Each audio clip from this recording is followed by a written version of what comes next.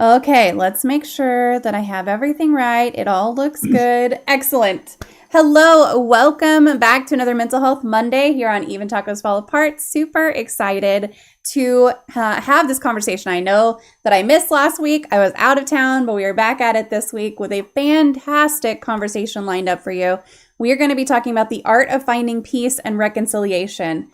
And this topic is one that I am really looking forward to because, you know, sometimes you go through your day and you just want to fight, or I do. Maybe not everyone feels that way. Sometimes you just want to fight. So I would love to get some tips, and we're joined today by Keith Wilson. He's going to give us all those little nuggets and bits that are going to help us with the art of finding peace and reconciliation. So Keith, thank you so much for joining us today.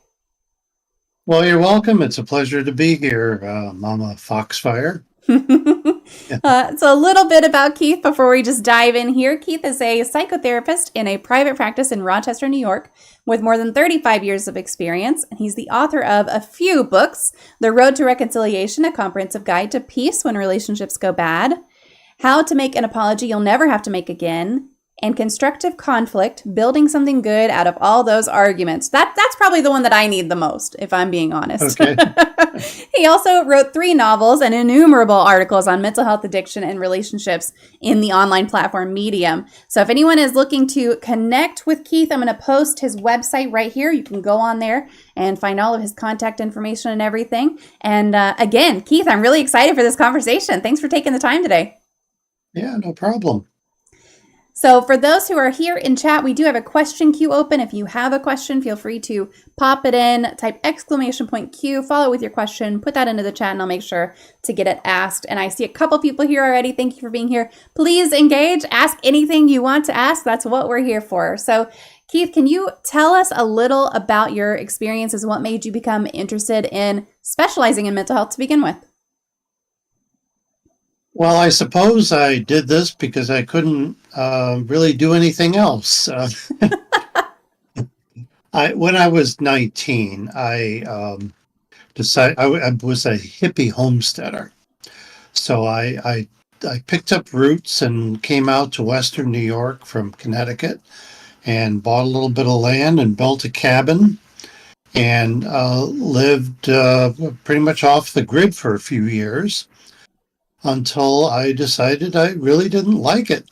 I, at the time, was running a sawmill, and I just got bored with making little pieces of wood out of big pieces of wood. So I decided I was going to go to college. And, you know, when you live out in the middle of nowhere with no electricity, you have kerosene lamps and plenty of time to read. So I had, by that point, really had an education. I read Freud and Jung and all the psychologists, and kind of got interested in doing that when I went to school. And it turned out that there was quite a need for it. In the rural area where I was living, there wasn't any there was such a big need. They didn't really care if you had the proper credentials or not. So I got started long before I really got properly educated. But then I did get properly educated, and now I'm living in the big city here, Rochester, and I've been doing this work for about 35 years at this point. That's pretty cool. So how did you, I mean, listen, I'm a millennial, right? And there's no money to be had. There's no homes to be had. So how did you at 19 move? How did you buy land at 19? That's my main question. I probably wouldn't have been able to now. I mean, things were cheap. I paid like $300 an acre for 20 acres. I had, saved up money working in a restaurant. I was very thrifty, and I think things were a lot easier back then for a lot of people. I really, my heart goes out to young people today trying to get started. Same here. Every time I hear you know, every time I hear of someone who's like, I can't buy a house because how am I supposed to save up the money because rent is so high? It's just a vicious cycle, right? But it's so Mhm. interesting to hear from folks who were able to say, I I was a waiter and I was able to save up money to do this. It's Mhm. so different now that kind of thing is just fascinating to me. Mhm. Yeah, yeah. Well, the house cost me $300 to build with used materials and all that kind of thing. So, Wow. yeah. Um, of course, that was a different time, so that's Yeah. when that kind of money really meant was worth something. But Yeah. still, um, you scrounge around and you're not too particular. You could probably Mm-hmm. do something like that in the right place. Yeah. That's really neat. Yeah. And this was all in New York at the time? Yeah, the Western New York is not what people think of usually when they think of New York. Mm-hmm. It's very rural out in Western New York, and um, my nearest neighbor was about a half a mile away. Yeah. That's really neat. One of my coworkers is from Watertown, Yeah, Waterton, something like that. Watertown. Yeah. Yeah, yeah. And she always talks about how everyone, you hear New York and you have a very particular picture in your mind. And she's like, that's not what I grew up with, Hmm. Yeah. which is pretty cool. So, Yeah. what is your favorite thing about working in the mental health field now? And what are the biggest challenges? Well, at this point, I'm old enough I could be retired. I chose not to because I like to meet different kinds of people. I'm not exactly an extrovert by any means, but I do like to get out of myself and see how other people live. And so that's kind of why I still do it. And I like to think I also help people in the process. I guess that's why they come. Um, but yeah, that's why I do that. Um, I'm afraid, a lot of people my age, their world becomes very small, Hmm. where they and very curated.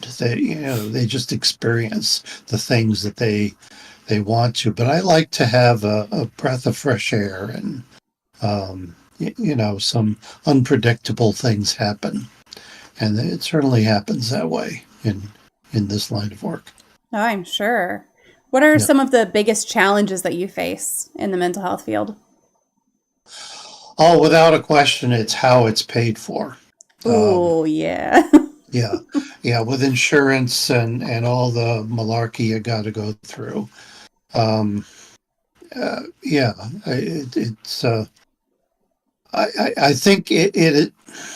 We have agreed to a devil's bargain by agreeing to be paid by insurance and putting ourselves under the medical model. That brings up all kinds of problems with the way we really want to, most of us really want to treat people, because we have to conform to certain expectations. We have to find a diagnosis and, do something that, uh, insurance companies want a quick fix.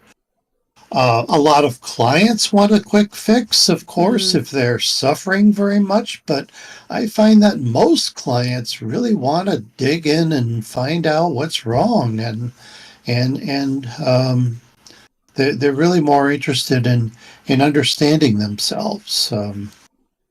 You know, I always ask clients a question, put in a sentence what you would like to get out of coming, and probably three-quarters of them say, I want to know why I do the things I do. And at first I'm like, why do you want to know why? Don't you just want to do things different? Okay. Don't you want to, feel better? No, I want to know why. Hmm. And so it just turns out that why is a very hard question to answer.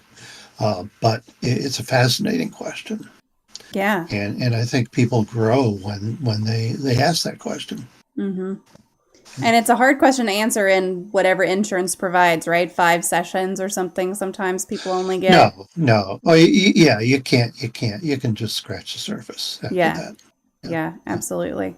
I can't tell you how many times on this show we've talked about what a terror insurance can be. It's such a scam. Mhm. So I don't envy you those challenges at all. Yeah. Do you have an all-time favorite book or one that you wish more folks would take the time to read? Well, it's not real, not directly related to mental health, That's okay. if that's okay. Yeah. Um, when I was a kid, I read, Moby Dick Hmm. probably 10 times when I was a kid. And and then a few times as an adult. And when I was writing my first novel, which is called Fate's Janitors, a mopping up madness at a mental health clinic. It is a novel, a bit of a spoof on the mental health system. But I started writing that book, and after I got about 3/4 full, I was taking a look at the overall storyline, and I surprised myself. I realized I was writing Moby Dick. This novel set in a mental health clinic Hmm. was the plot of Moby Dick. There That's was a amazing. director who was fanatical and chasing after his own white whale, which were insurance companies. And, you had a crew that were kind of along for the ride, and so on and so forth. So when I saw that, I decided, okay, I'll just go for it. I'll rewrite Moby Lean Dick. in. Yeah, lean Set into in a it. mental health clinic. But that's kind of the way that stories, narratives can kind Mhm. of seep into your bones and become part of you without you ever really, intending on it. Yeah. And Yeah. that's a great book in general. Mhm. So it doesn't surprise me, that if that one had a big impact on you when you went to write your first one, that's kind of Mhm. logical, right? If you're going to write your first novel or first book, it's probably going to mimic a little bit whatever your favorite is. Right. Right. But that's cool. Right. It's neat that you realized it and then leaned into it. That's pretty neat. Yeah. Yeah. Really, I think all fiction and maybe all literature is really fan fiction. I love that. It's based on something that you read before, and you're wanting to revise or wanting to create something of your own. I love that. Yeah. All Yeah. fiction is really fan fiction because it's based on something that you enjoy. That's fantastic. Yeah. Oh, that's great.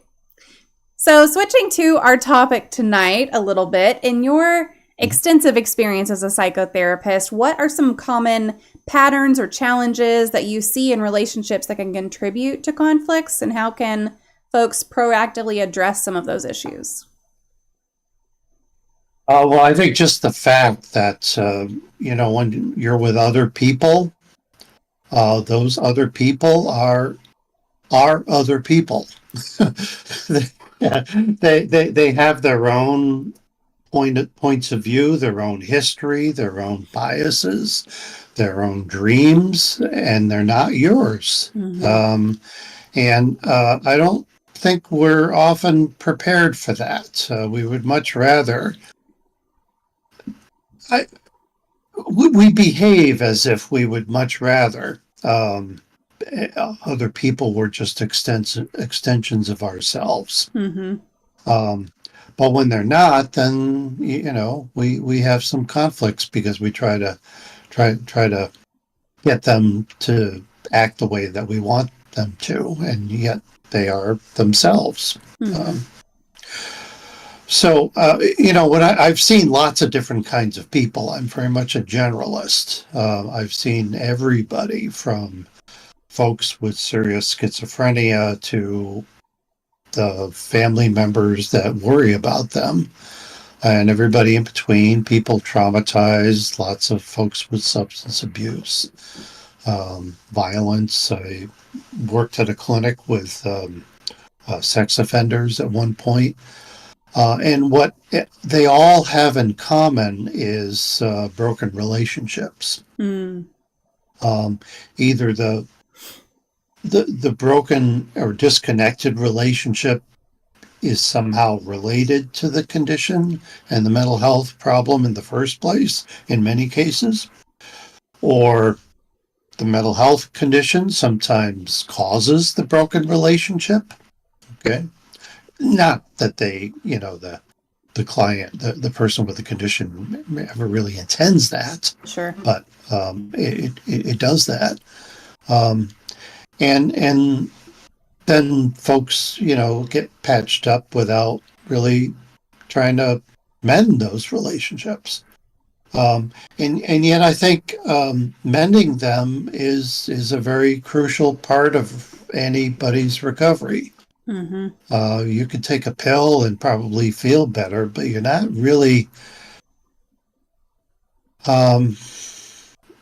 doing any better until you are able to reconnect with the folks that you got disconnected from. And sometimes you have to get past injured feelings or disappointments and all that in order to do that. So, I found that people are often very lost when it comes to restoring relationships. Do you think that if more people went to therapy, that some of that would be prevented? Some of their conflicts might be prevented if everybody went to therapy a little more? I would like to think that. The truth of the matter, I think many of us therapists are growing more and more aware of this, but I think we have also contributed to a great deal of self-centered behavior by focusing so much on the individual and the individual's self-actualization and all that kind of thing, at the exclusion of the relationships that they're in.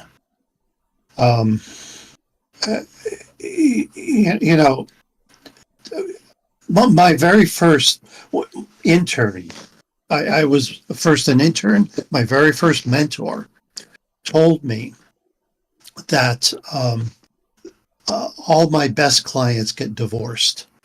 Okay. they get better. He was seeing a lot of depressed nurses, okay, at the time, and he'd see them and they'd get over their depression and then they'd get a divorce. Okay. Well, I mean, maybe their husbands deserved it. I have no idea. But I mean, the point is that the mental health care was not really helping the relationship very much. Yeah. when all that happened. Yeah. Yeah. Well, and who knows? Maybe their relationship wasn't worth saving, but I mean, I could see if you're going to therapy and you're only working on yourself, and of course, you as a therapist only get my perspective, right? So you don't hear the other person. And there's we can guess though. Because if I'm with you, I mean, you and I are now in a relationship, and right. Sometimes the same things come up as in the relationship they do elsewhere. So I mean that's how we often figure this out. Yeah. Well, that's a good insight, because my therapist seems to sometimes just be able to call me on my bullshit way quicker than I would expect anyone to be able to. So it's definitely a relationship. Yeah, well, he's probably seen some bullshit before. No, so. I'm sure. I am sure. Can you share some key principles or strategies from some of your books that folks can apply to help them navigate conflicts and find reconciliation? Oh, that's a big question. Okay, well, I mean, the book you said that you wanted to get yourself, Constructive Conflict, that is a book I wrote. It's not a terribly original one. The ideas I presented there are kind of old ideas. But I felt that there needed to be a book that did it. And basically, the whole premise of the book is that if you're in a relationship, there's going to be conflicts because you got two people who have two different ways of doing things. And so, and actually the conflicts is what you want. You know, no matter who you are with, no matter what two people get together, one of them is going to be stingier than the other. One of them is going to be neater than the other. One of them is going to be hornier than the other. One of them is going to be closer to their family than the other. And the whole, down the whole line of characteristics like that. And that's actually an advantage to being a couple, because being a couple is kind of a natural thing in the same way that we have two eyes and we have two ears, because this gives us two different perspectives on things. Okay, so we have these two different perspectives on things, and that makes us all the more likely that we're going to see the truth, okay, or to know what we're going to do, because we have more choices. But the people got to work these things out in a respectful kind of way, and often we don't. So the whole idea of the book is, what are the regulations by which you can regulate conflict so that it doesn't, destroy things? Conflicts, like electricity, it can really light things up, but it can also burn the house down. I like that. That's a good that's a good way to put it too, because I have a lot of conflict at work, and it's not a fight, but conflict is what helps you improve things. If you don't have any conflict, if everyone is just saying, yes, that's great, good job, nothing's going to get better before we submit it to a client. So if I don't bring the conflict, which is mostly what I wind up doing at work, is bringing a little bit of a challenge to whatever team I'm working with, then nothing gets better. And it's the same in relationships, I feel like. If you're not challenging one another, which does create a little bit of conflict, then kind of what's the point? Yeah.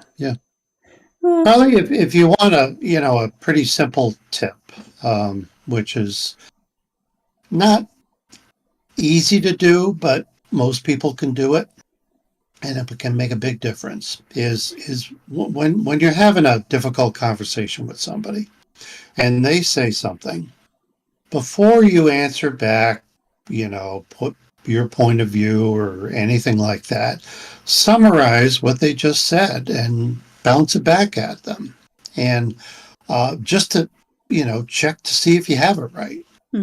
Now, three things can happen when you do that. You can have it right, okay, and in which case the other person feels heard, okay, and you have accurate information by which to answer them. Or you can have it wrong, okay, which means you're not listening, or maybe they said it wrong, so they'll try it again, and then you keep on doing that till you get it right. And that one little thing, probably more than anything, can help people with conflicts. Yeah, and that's very similar to a concept that I learned it in college, I think, and then we use it all the time at my job, but it's the LAER communication. So it's listen, acknowledge, explore, respond.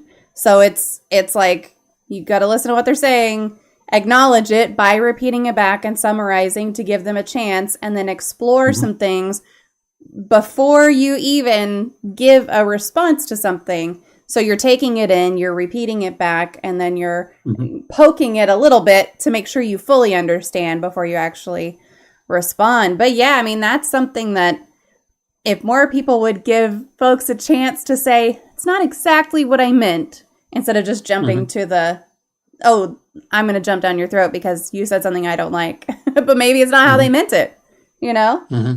Yeah. Yeah. Are there any other examples or strategies for turning conflicts into opportunities for kind of growth and understanding?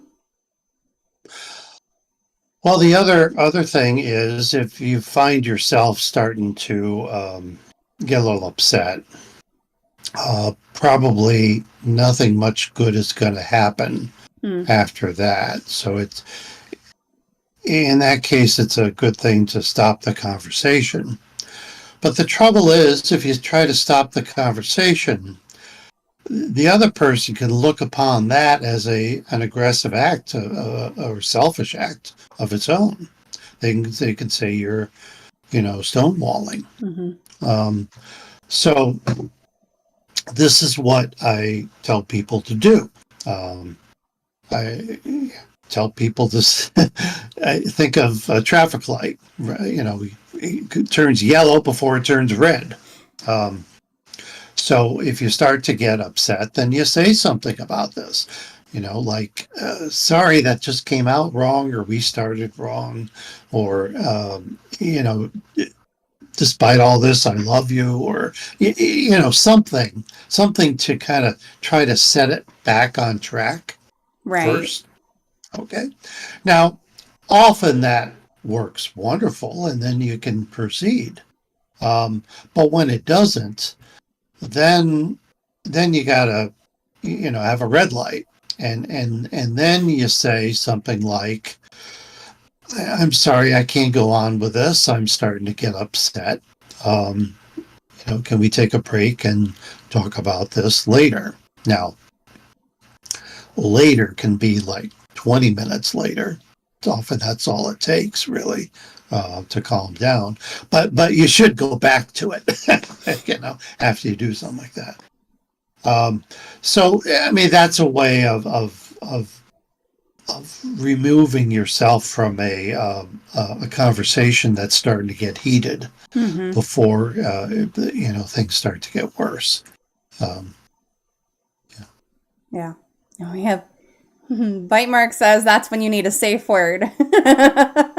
That's true. And go ahead. Yeah, you can use a safe word, same kind of, provided you got to set it up properly. But the key with that is, you can't abuse it. You've got to go back and finish up the conversation, or you start getting this reputation as a person who's just trying to duck conflict.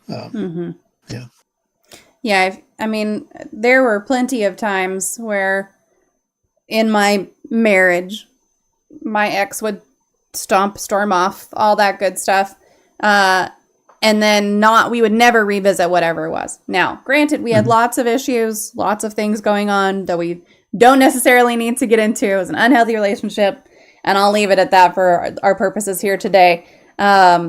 But, it was one of those things that if it was a serious conversation that I was trying to communicate in, and he got upset and stomped off, and then we never revisited it, it was not useful to me. There was nothing, I got nothing out of those moments except to just be angry. So coming back and making sure that you're revisiting something, if you've set up a series of stoplight phrases or a safe word system or something like that, then that's great. But making sure that you come back to it sounds like it's really key. Yeah. Is there a good way, like a good model to say, a timeout system, or we're going to revisit it in a certain amount of time? Or is it just like, I'm going to take the time I need, and then I'll let you know when we can come back and resume this conversation? Yeah, well, it's best to say that I need the time. Okay, I'm not doing this because of something you're doing necessarily. Right. Okay, because then you get into an argument about all that stuff. But no, I need a time. I'm having trouble. So I need, a little break. And sometimes it's a good idea to say, I'm going to go outside and, rake the leaves for a half an hour. Okay. As opposed to just kind of disappearing. And now your partner's wondering what the heck's going on. And then they're texting you because they're wanting to know where you are. And that's annoying you even more. Okay. So, signal your intentions, basically. Yeah. Yeah. Yeah, that's a good idea. Yeah. Yeah. I feel like anytime a safe word is used, that needs to be revisited later anyway. Yeah. Yeah. In either context, right? Whether we're talking about sex or conflict, if you need to talk about it later. If you've gotten to the point in sex where you're having to use a safe word, you need to talk about what happened. If you're talking about it in conflict in a relationship, you need to talk about what happened also. That's a great. Actually, I know you're not trying to derail, you said, but that's not a derail. Like, that's a really good point. If you get to a point where you're having to stop the situation, no matter the situation, you got to revisit it later to make sure everyone, all parties understand what happened and why. Yeah. All right, we have a great question in the chat, and that is, what is your favorite poem? And I love this question. Oh, my favorite poem. The first thing that comes to mind is the love song of J. Alfred Prufrock by T.S. Eliot. Yeah.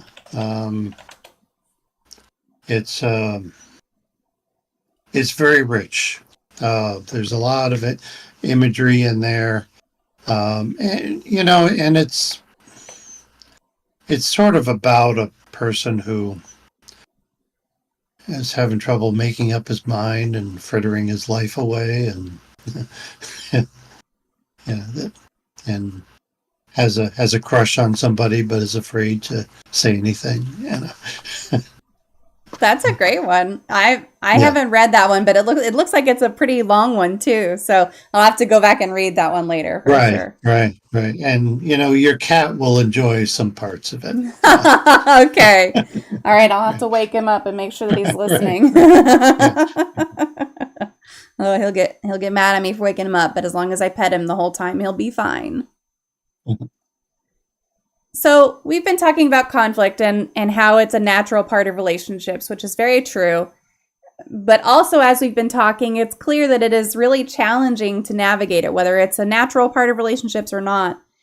How do you guide either couples? Do you see couples, first of all, I guess, in your practice? Yeah.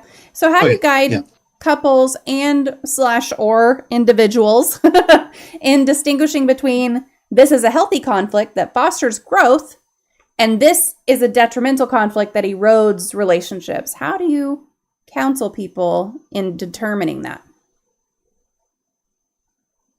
Well, I don't know that any conflict is necessarily toxic. Just the fact that you have a disagreement over something, it can be as minor as, what to have for dinner tonight. Or something as major as, I want to have children, but I don't. Or I want to see other people, and I don't. The conflict itself, I don't really see as being toxic. I see what you do with it as being toxic, and usually what you do with it, it's toxic when you try to force things. When you try to force things with violence or ultimatum or be abusive or manipulative. That's all. There's 1,000 ways of forcing things, and they all erode trust, and they all hurt people, and cause problems. And it's all. A lot of people don't realize that violence, for instance, it is a way of avoiding conflict. because what you're trying to do here is use physical force to end the conflict. Okay. Interesting. Rather than, okay, we're in conflict. We don't know what to do here. There's just two of us, and each of us gets a vote. Okay, and we're deadlocked. Okay. Yeah. It's kind of interesting what couples do with that sometimes. They do a lot of things because everybody hates to compromise. Compromise Right. is when, you know, but you can define compromise two ways. You can define, when both parties are unhappy. Okay, that's compromise. Or, both parties are partly happy. But, I mean, couples do a lot of different things with that. I mean, the old system of the husband being in charge, well, that was a way to resolve conflict. Okay. Right. And if we turn the tables so the wife is in charge, well, there you go, the same kind of thing. Some couples, they assign different areas of life.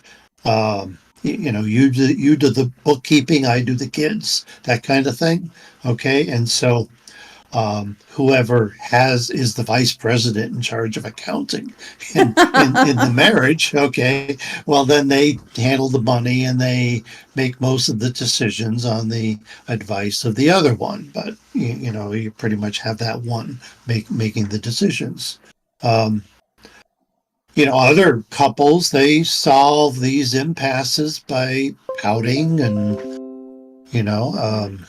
sometimes the best way to do it is whoever cares the most gets their way.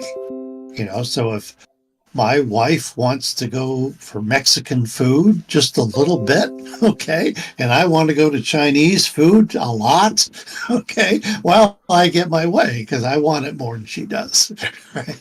But if you do that too much, then, it's the biggest baby that always wins, okay, right? So, it may be a worthwhile exercise for any couple to talk about, just set up a constitution, I guess. How are you going to resolve these things that have to be resolved? Okay. Not everything has to be resolved.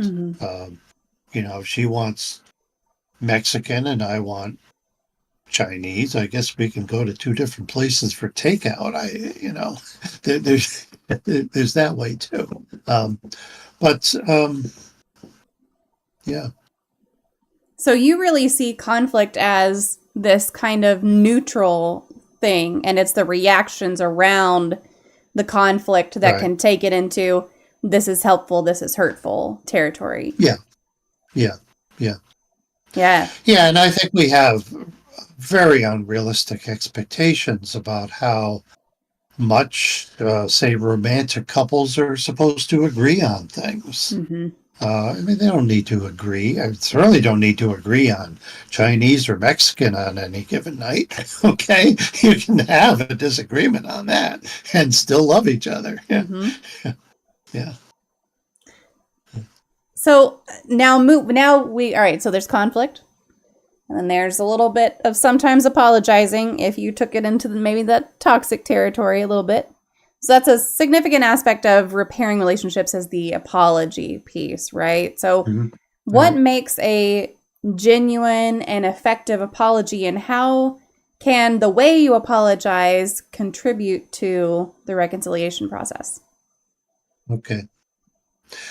Those notes that people will write down, they'll say, I owe you, $10 or whatever. That's what an apology is. Okay. It's an IOU. Okay. A lot of people misunderstand what apologies are because, often if I'm wrong and I have to apologize, it's humiliating for me to have to do that. So a lot of people believe that because it's so hard to make an apology, that once you make it, you've already made amends. Okay. Mm-hmm. But no, you haven't done anything. You've just made a promise to make amends when you've made that apology.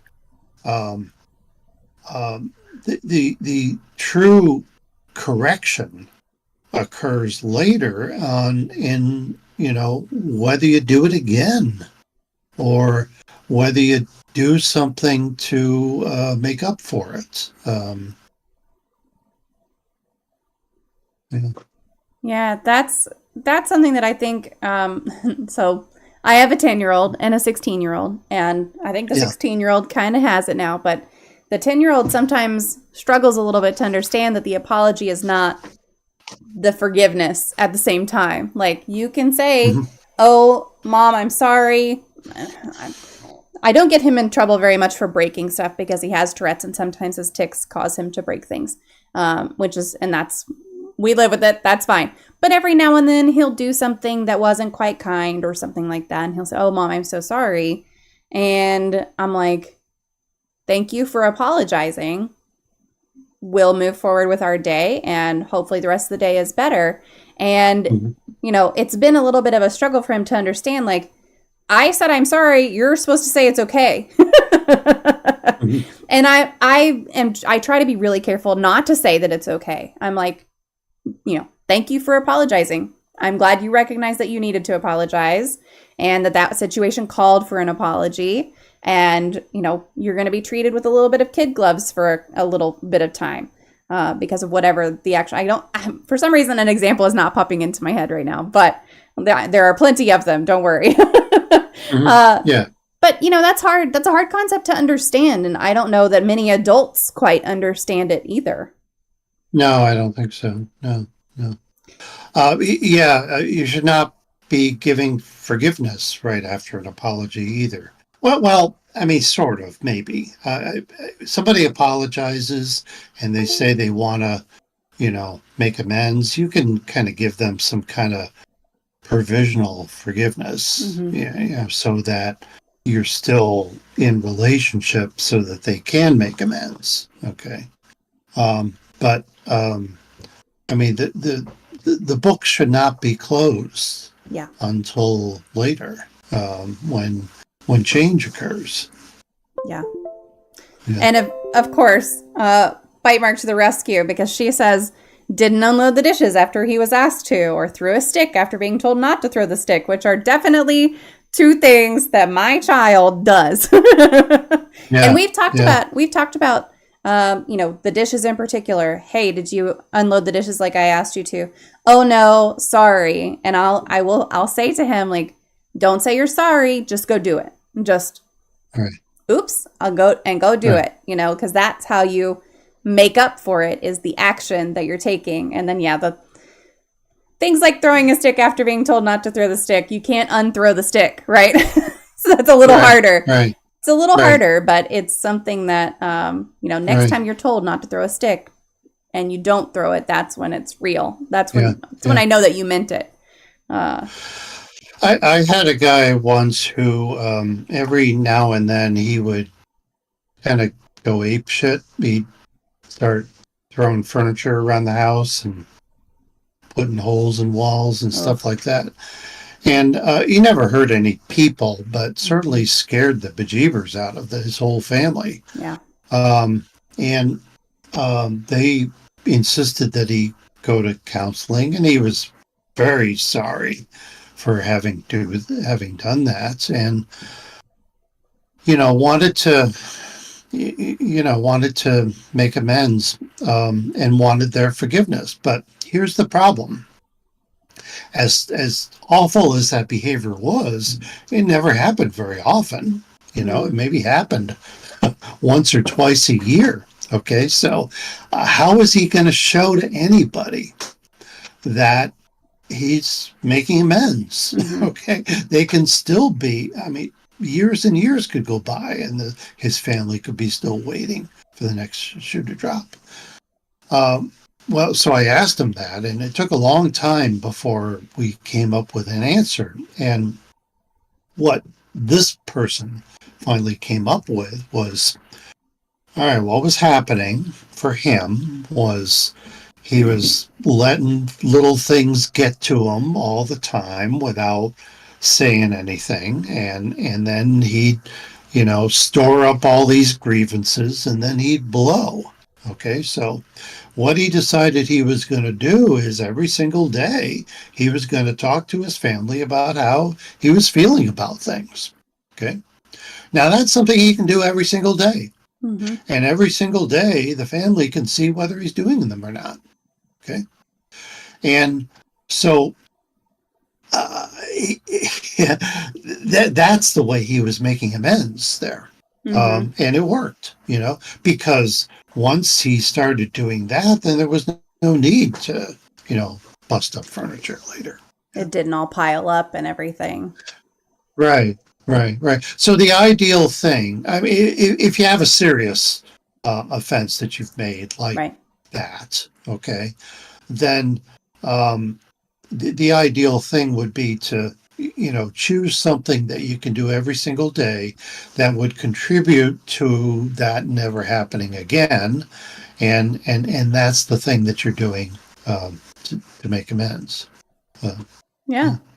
I really like that example because Yeah. it's something that, you're doing on purpose. And especially if you're communicating that to your loved ones of, here's Mhm. why we're going to start doing this or something. It shows constant, continuous action as prevention, which is great. Mhm.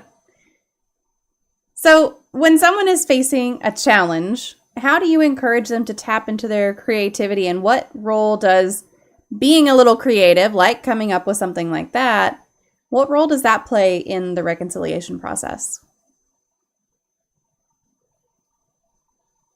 Oh, well, I think to come up with that thing, what we had to do was really dig into how his temper tantrums got started. Hmm. Right. So, and that's hard for people sometimes because, uh, well, at some point they get kind of carried away. And sometimes what happens after they have the temper tantrum kind of overshadows everything before. Okay. Now, so we had to do that in order to come up with that kind of solution. Mm-hmm. Now, the thing is, you know, offenders were victims and victims become offenders. Mm. Okay, so this guy was actually responding to other people's offenses, little ones, Mm-hmm. the son not doing the dishes, that kind of thing, when he asked him to, right? So those things were building up, and he failed to process them properly. Okay, and instead he, you know, started breaking up furniture. So um, this is where it gets really complicated because offenders are victims. Okay, Mm. and yet if you talk too much about their being a victim, that can obscure the offense. Okay, Right. so you have to balance this kind of thing. Um, but the offender does have to talk about his sense of being a victim because that's where the offense comes from, and that's where the solution is probably going to come from. Mm. Is right from there. So I think this does take some creativity. It primarily, I don't know, if creativity is really the real word. It takes a certain amount of openness and a willingness to, you know, take a look at something even though it doesn't seem like it's right at Mm. first, and um, and see what you can do with it. I guess that's creativity. Yeah, I Yeah, mean, yeah, being willing to look at a situation and then re-examine from another angle, I think that takes a lot of creativity and self-reflection also to say like, okay, how can I look at this from a different perspective? That does take a little bit of creativity, I think. right, right. Do you have a lot of clients who come to you and say, listen, I'm looking to find peace in my life? And what are some of your biggest tips that you say to them? Well, it depends on what's not giving them peace. Mm. Now, you have folks who are looking for peace because they're in chaotic environments. Their spouse is an addict, and you never know how he's going to behave tomorrow, or that kind of thing. So, in a case like that, um, they have to solve these problems. They have to they have to find some safety in order to ever find some peace. Okay. Um, so, one thing I do with folks like that, whether they decide whether they're going to ever leave that situation or not, they need to devise some kind of an escape plan, so that they at least have that option. So for those folks, no peace is possible until there's some safety, some sense of safety. Okay. Now you have other folks where that's not why they're seeking peace. Their relationships and everybody, that's fine, but the war is inside their head. Okay.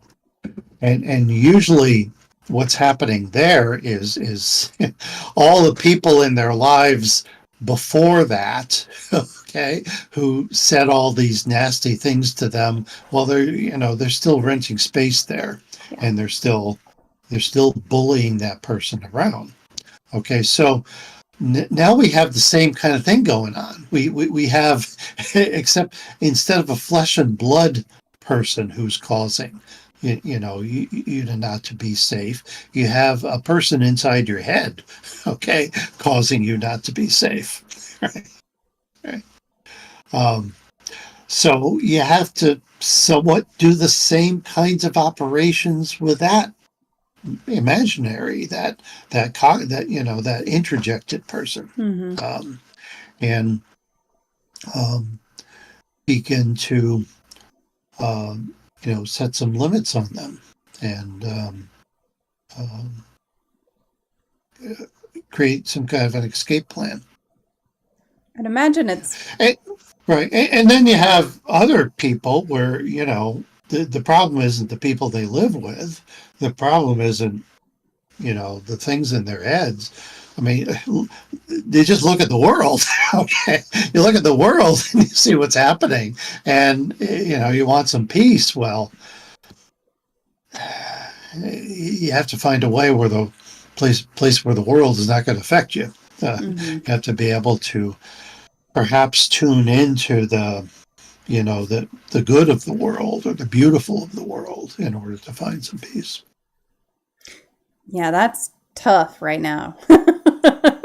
Yeah, that's tough. But yeah, there are plenty of times where I'll even just today I was in the car with the kids getting them from school, and I'd had enough. I'd had enough of just bad news and interviews about bad news and everything. Right. And so I switched it to the classical station. I was like, we're going to listen to some violins and pianos now, just for a little while. But sometimes you have to. Yeah. But going back to the imagined person in your head, right? It sucks because that person always knows what to say. They always know exactly what to say to get under your skin because they're the one in your head. Well, that is a person of your own creation. You can think of that as a little bit of artificial intelligence. Oh, there you go. And the origin of that, for a lot of people, it originated with their parents. You were a child, and you wanted to be able to predict what your parent was going to do. So if you were going to go crawling up on the kitchen counter and swiping a cookie, you wanted to know whether your father was going to, laugh at you or give you another cookie or, beat you with a belt. Mm-hmm. Okay. So what you did was you constructed a simulation of your father in your head. Okay. And just like a meteorologist will construct a simulation of the climate, so if the temperature goes up 3 degrees in Ecuador, how many polar bears are going to die in the Arctic, when they run this simulation. And so you have this simulation, and this becomes an entity inside your head that is constantly preparing you for dealing with your father. Now, not all of them originate with the father. I mean, sometimes, like I'm a writer, I have a writer's critic, so I write and I have a voice inside my head saying, this is crap. Okay. Right. Well, I asked that voice, why do you say it's crap? Well, look, you got the semicolon in the wrong place. Well, that's that's some information I need. But if all he says is it's just crap, then it's not very helpful. Okay, so the point is these little robots that we have are things that we designed and put there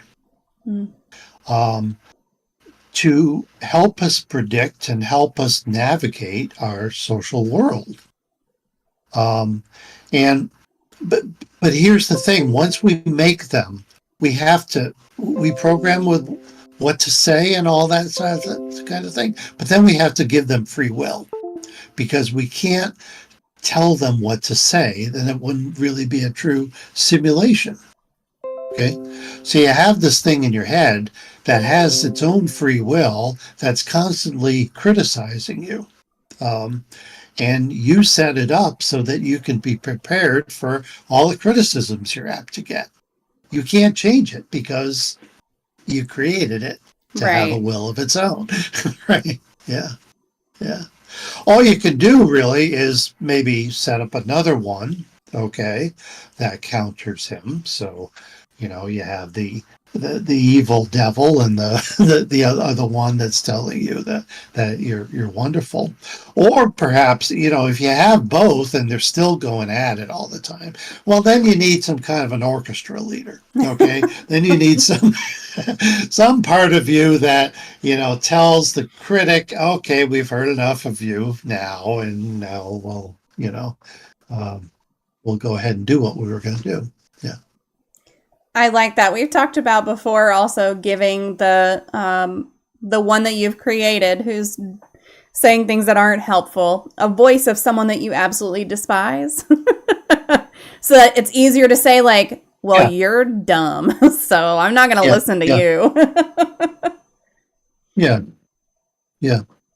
Well, I think we have to give these voices some credit where credit's due. So, I mean, they're there trying to protect us. Right. They're there trying to, make sure that we're buttoned when we leave the restroom, that kind of thing. Yeah. So that's all good. It's just they take their job a little too seriously sometimes. Yeah. Sometimes. Yeah. Okay, I apologize. I was having some computer issues. I think I have them fixed now, but I was trying to fix them like in a panic. So I don't think you heard anything, but folks listening might have heard some computer noises that hopefully you won't hear anymore, even if they are happening. But I think I got it. I think I got it fixed. So those weren't voices in their heads then. No, okay, those are not. Okay. I'm glad you said something. Those are legitimate. I always listen. I am a technological black hole sometimes, and today apparently is one of those days. Normally they happen before the stream, which is why I have folks join like 15 minutes early, because I always have something that goes wrong. This time it just happened to go wrong in the last few minutes, which is okay, whatever. We roll with it. It's just fine. So switching a little bit now, you've developed your own approach to psychotherapy that you call reflective eclectic. So could you explain what that means and what therapeutic techniques that leans on a little bit? Well, it comes from the fact that I'm old and I've been doing this for many, many years, and I've been through a gazillion different conferences and been trained in a lot of different techniques. And I, I found I don't like any of them to use constantly, but Mm-hmm. I think they all have a place. Um, I mean, for instance, if I have somebody who's suffering a great deal due to depression,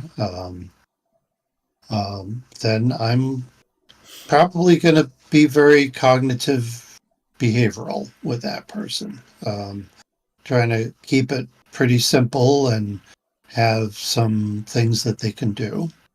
If they're suffering from, say, some anxiety, I'm going to make sure that they know some relaxation techniques and that kind of thing. I don't do that with everybody. Um, but, if a person is able to get through the day pretty good and is primarily interested in why they do the things they do, then we have to take some other kinds of approaches. And depending on the person's I often try a few things, and whatever seems to get them going is generally the thing that I stick with that person. But I might try schema therapy with some folks who are, the engineer types. Let's just say, yeah, What who is like to. what is schema What is therapy? schema therapy? Yeah. Well, schema therapy was a therapy designed to address people for whom cognitive behavioral therapy doesn't work. Oh, Okay. okay. So you're basically taking a look at your cognitive biases, what those are your schemas. And then you're trying to develop some other kinds of methods beyond that. Um, for some for a lot of people, I like to imagine different parts of you, like we were just talking just a few minutes ago. You had the voice, you had the inner critic in your head. Okay, well, stop saying that's you. Okay, that's just part of you, that's not really you. Okay, let's give it a different name. All right, we're not creating multiple personality here. We're Mhm. just doing an exercise here to be able to create some distance between you and that thought. Right. Okay, so this then gets us more into the direction of internal family systems uh, uh, types of approaches. Um, Sometimes then if they really get into this kind of thing, I'll have them actually conduct a dialogue or play act that person's voice. Okay. And this is a method of active imagination that originated with Carl Jung. Okay. Um, Folks who talk about their dreams, we talk about dreams. We see what kind of meaning that they have. So I use a lot of different kinds of approaches, and I think it's uh, I don't think the approach really matters quite as much for success in therapy as the relationship that develops between the client and the therapist. And as a Mm. matter of fact, this is something that research has proved time and time again, that the various techniques and schools of thought of psychotherapy, they're all roughly equal, provided you apply them to the right kind of people. But the thing that really matters the most is the relationship with the therapist. And so that's primarily the thing that I focus on. So this is what's known as eclectic, is picking from a lot of different places and trying Right. to apply it when it's useful. Now the reflective part is, I'm trying to think about what I'm doing. I'm not just doing it. Right. Okay. You don't just go down a checklist of like, we tried that, it didn't work. We tried this, Right, it didn't work. We tried that, it didn't work. Right. Yeah. Yeah. Yeah. That's neat. I mean, it's good that you have a lot of things that you've experienced and that you've learned about, and then you're kind of equating those to what the person sitting in front of you, or I don't know if you do it on Zoom or whatever, but the person on the phone or anything like that, what's going to benefit them the most. I think that that's really important. And I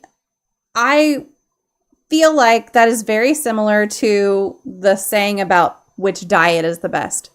They're all equal. If you're trying to lose weight, what you want is something that is healthy and also something that you're able to stick to, and that's the one that you want. So if you're able to find a therapist who you have a healthy relationship with and they're able to help you find what works for you, then that's the right way to do therapy, right? So I think that's awesome. Yeah. I know, and we've been talking about it a little bit tonight also in the context of finding peace and reconciliation, but feedback is integral to personal growth. So how do you encourage your clients to provide feedback during therapy with you? And how can folks use feedback in their personal lives to enhance their own relationships as well? Well, feedback is how I define whether I have a healthy relationship with a client or not.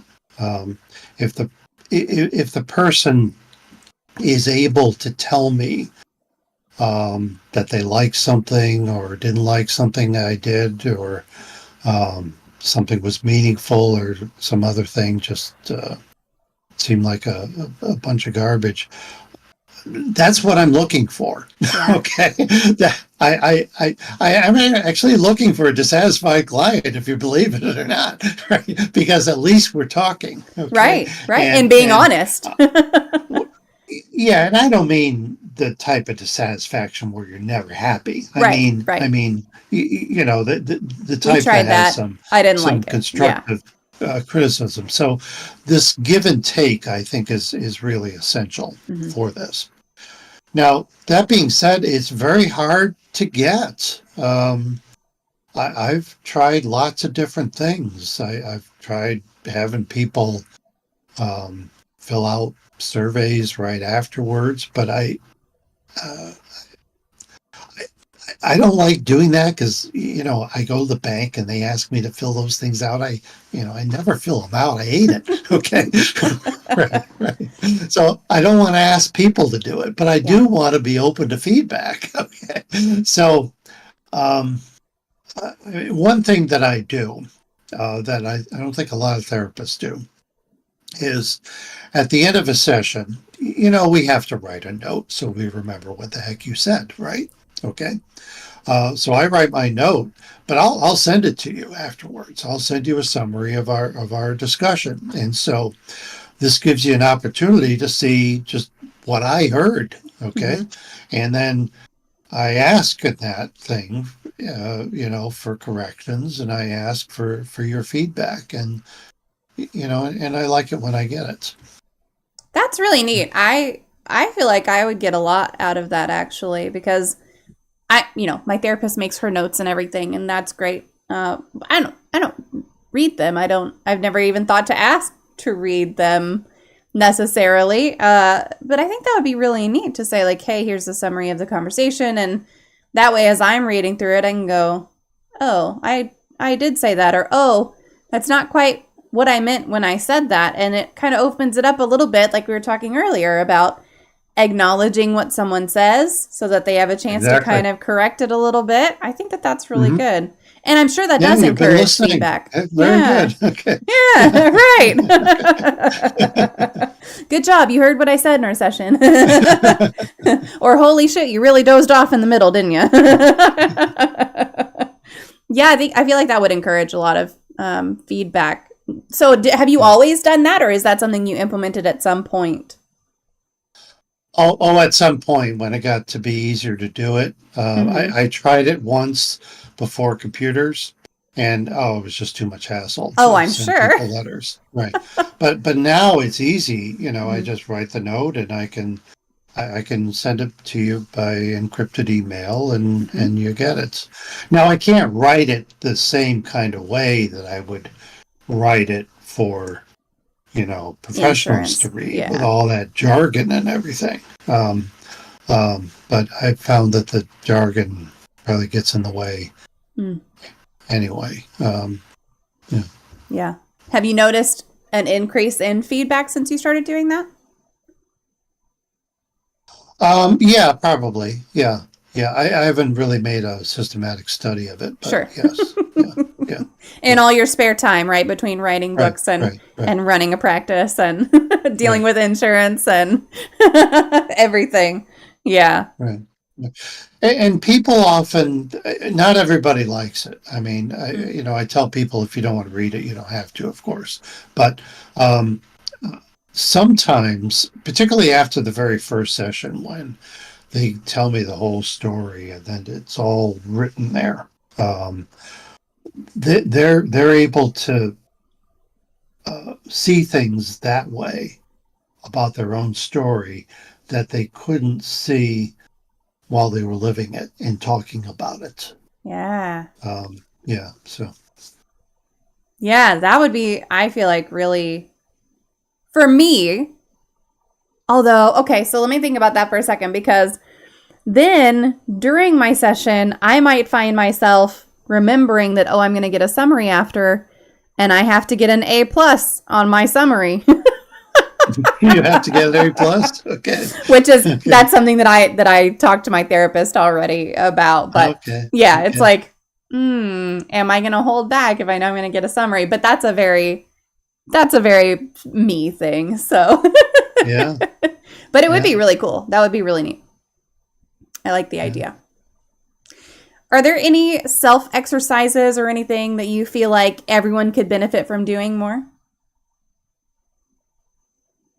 Um, well, this wasn't a self exercise really, but that whole process of reflective listening with other Mm. people, I think that's a skill that everybody should have. Um, but let me tell you a story here. Um, I, Years ago, I would go to these conferences and these therapist types, they would always want to start off by some kind of a relaxation thing. Shut your eyes and, come, let's go walking on the beach in our imagination. And I always hated that. I hate that stuff. Okay. Don't ask me to relax. I didn't come here to relax. I came here. So, but I learned how to do it. I learned, like, say, square breathing and that kind of thing. Would never inflict it on any of my clients because I hated it when I had to do it. But then I was working in a big clinic, and there was one client there that had um, uh, attempted suicide, I don't know, 20 or 30 times or something Wow. like that. And none of the therapists wanted to work with her anymore. Mm. And so I was new, and so I got her. Okay. And, she had an appointment with me, and she came and she checked in with the receptionist and went right back to the ladies' room and slid her wrist. Okay. Wow. And so somebody sees her, okay, and they call the ambulance, and it takes the ambulance a few minutes to come, and their wrist is all bound up and everything. They didn't know what to do with her, so they put her in my office with me. And here I was. I never met the woman before. All I know is what I know about her, and I could see her adrenaline was going like Yeah. crazy, and so was mine. I had Right. no idea what to do. So I decided, this is when you do square breathing. Okay. So I led her in this square breathing thing. Okay. And we only got once around. Okay. Um, and then the ambulance came and off she went. Right. And I never saw her again for a couple of years. I didn't see her until I took my car in for an oil change, and she was the mechanic. Wow. And she comes to me and she says, "You know that thing you showed me? Okay, I keep on doing that. I haven't been to the hospital since." Wow. Right. Now, I don't want to take any credit for this thing, Right. okay? Because I'm sure before I did this, probably a dozen other therapists tried to teach her square breathing, and she might have been just like me, you know. Yeah, I hate this. I don't want that. Right. But that was just the right time to do it. Okay, it was just the right time, and it gave the right effect. It's not going to solve all your problems, but it's Right. going to take your anxiety down a couple notches. And sometimes that's enough. Okay. And it was enough for her. No. Yeah. That's really neat. I mean, it's so I love things like that because it's if you have the exercises in your toolkit and you know when to apply the exercises as needed, it's not that you have to do box breathing every time you have an anxious thought. But if box breathing is going to help you, or something like popping a warhead in your mouth when you're having a panic attack is going to help you, Okay. then that's when you need to do it. It's not that you need to box breathe every moment of every day. It's not that you need to constantly have a warhead in your mouth. It's that in that moment, that's when it could be really helpful. Yeah. I love that you're able to help her in, just through that adrenaline rush of everything that was going on. And that you were able to connect with her later. Like, what are the odds, the chance encounter of going to the mechanic and seeing her again? That's really cool. Yeah. Yeah. Now, I mean, I was able to teach her this thing at a very teachable moment. And so it really stuck. Right. Now, most of the time we don't get that. Yeah. And then I think it does require a lot of practice to learn how to do this stuff when you're not too upset. So when you really are upset, you remember to do it. Okay. It becomes second nature then. Right. Yeah, absolutely. Oh, that's a good point too. If you constantly had a warhead in your mouth, I bet it wouldn't work for panic attacks anymore. Right. It would not be a shock to your system anymore. You'd have to switch to like something, I don't know, really spicy, or that's probably a bad idea. Yeah. Well, it is time for the magic moment of the stream. And I have this magic wand here. If you could wave this magic wand and eliminate one common opinion or misconception or theory surrounding mental illness, disabilities, or talking about mental health, what would it be? Oh, so you have the power. Okay. I'm gonna try to have the power.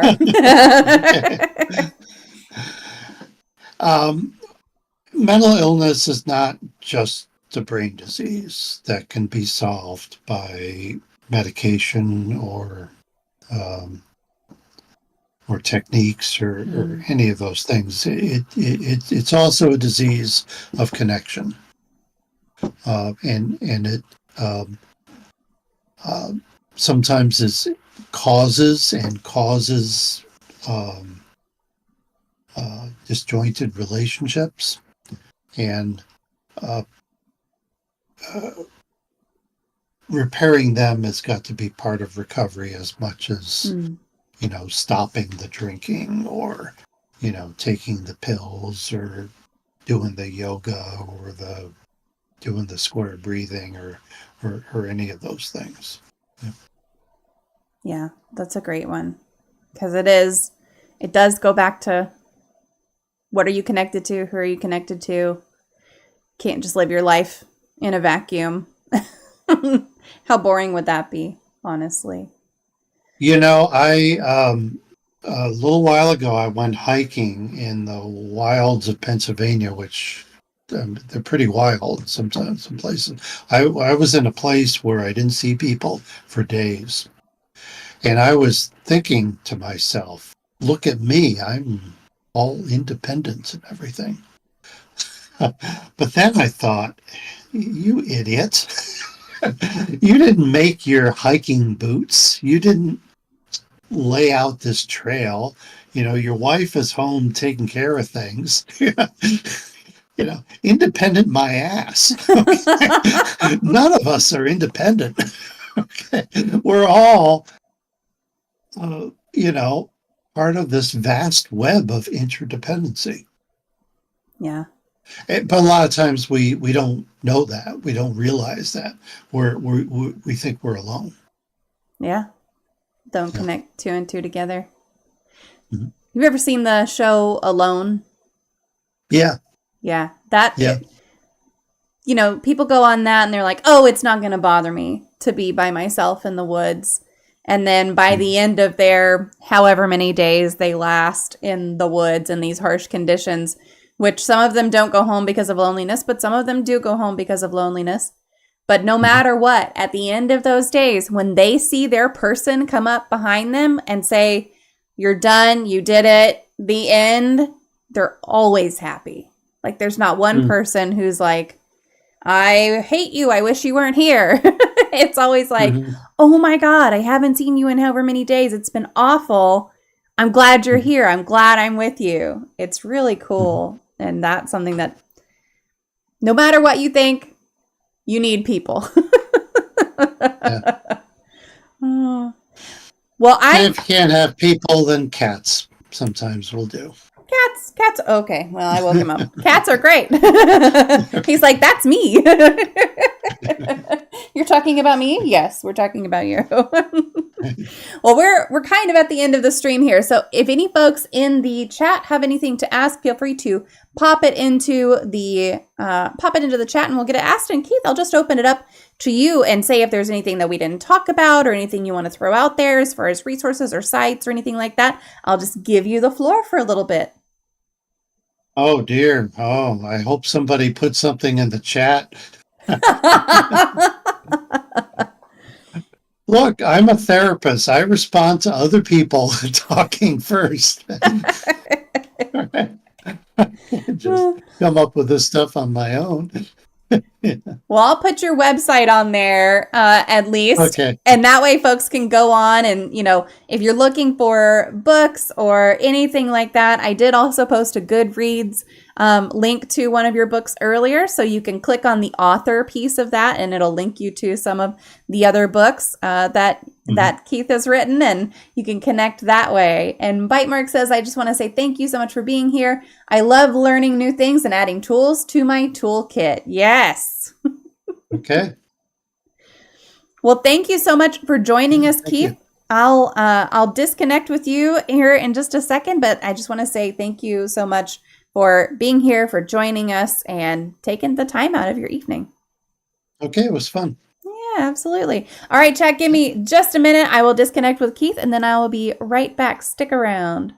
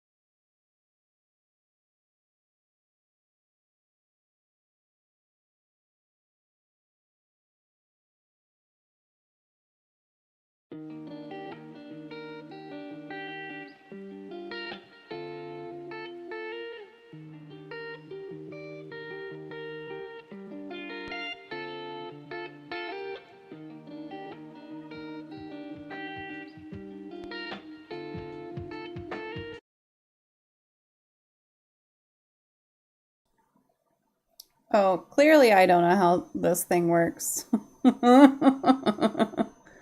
Listen, sometimes I don't know. Sometimes I don't know how my own shit works. This is not my fault though, because it's just not. So for some reason Pretzel was being stupid. So I was like, okay, I'll pick something different. And so I loaded up something else and like it said, oh, but now it goes to here. I don't want that. I don't want that. I want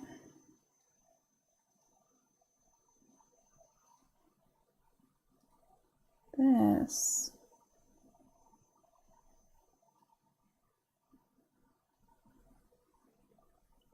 So Pretzel was being stupid, and I was like, well, I'll just do it this way. Doesn't seem to be really working the way that I want it to be. Can I use, is it safe?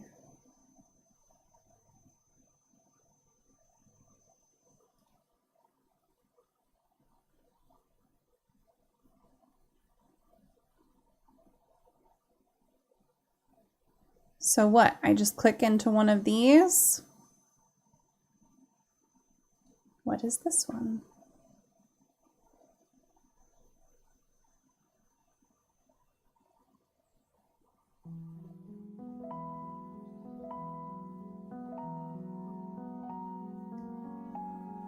But it doesn't go. Oh, go to album. Oh, play all. Wait, one. Wait, all of these are one track. I am so confused. And this is nice. Gave me like, yo, what the fuck? I'm over here, asshole. Yeah. He's always like that. I just want to know how to make this work.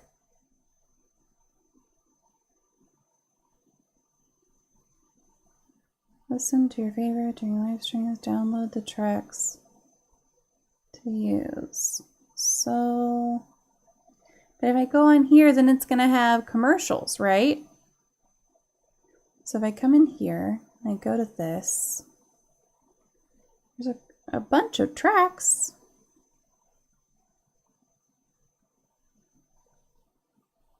But if I use it here, I think it has commercials.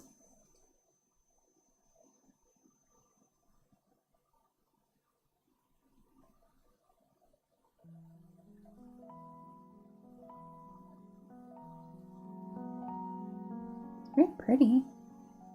Very pretty music. Okay, I'm so distracted right now. That's okay. I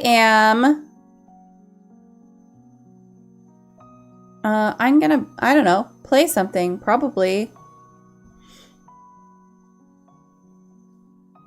Do I know what? No. Also, Tyrion bit me earlier while I was streaming, and I'm not happy with him right now. So he's kind of not getting the attention because he was a dick. And my computer, I don't know why, my computer was being a complete and total asshole during that. So I think if I close this, it'll probably start again. But I've muted the system notifications, so you shouldn't hear it either way. Okay, I'm going to keep this going just so I can see what happens. And I guess we'll open up... You know what? Let's open up Stardew Valley. Let's open up Stardew Valley. Oh, I forgot. We got to say goodbye to YouTube because that's the end of Mental Health Monday. I'll continue. Oh, yeah, there it goes. See, it's doing it again. Oh, y'all can't see you and you can't hear. It's fine. We'll open up Stardew, but say goodbye, YouTube. Thanks for being here for Mental Health Monday.